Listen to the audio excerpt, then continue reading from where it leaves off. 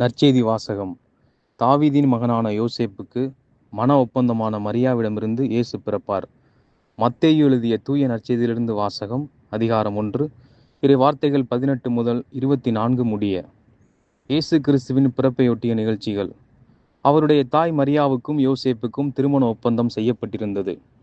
அவர்கள் கூடி வாழும் முன் மரியா கருவுற்றிருந்தது தெரிய வந்தது. மரியா தூய ஆவியால் கருவுற்றிருந்தார். மரியாவின் கணவர் யோசேப்பு நேர்மையாளர். அவர் மரியாவை இகழ்ச்சிக்கு உள்ளாக்க விரும்பாமல் மறைவாக விலக்கிவிட திட்டமிட்டார்.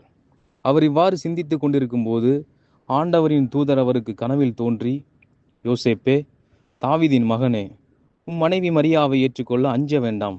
ஏனெனில் அவர் கருவுற்றிருப்பது தூய ஆவியால்தான்.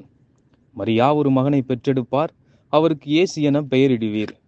ஏனெனில் அவர் தம் மக்களை அவர்களுடைய பாவங்களிலிருந்து மீட்பார் என்றார்.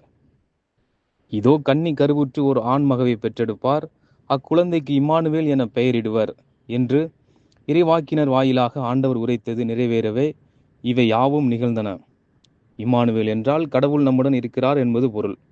யோசேப்பு தூக்கத்திலிருந்து விழித்தெழுந்து ஆண்டவரின் தூதர் தமக்கு பணித்தவாறே தம் மனைவியை ஏற்றுக்கொண்டார். ஆண்டவரின் அருள்வாக்கு.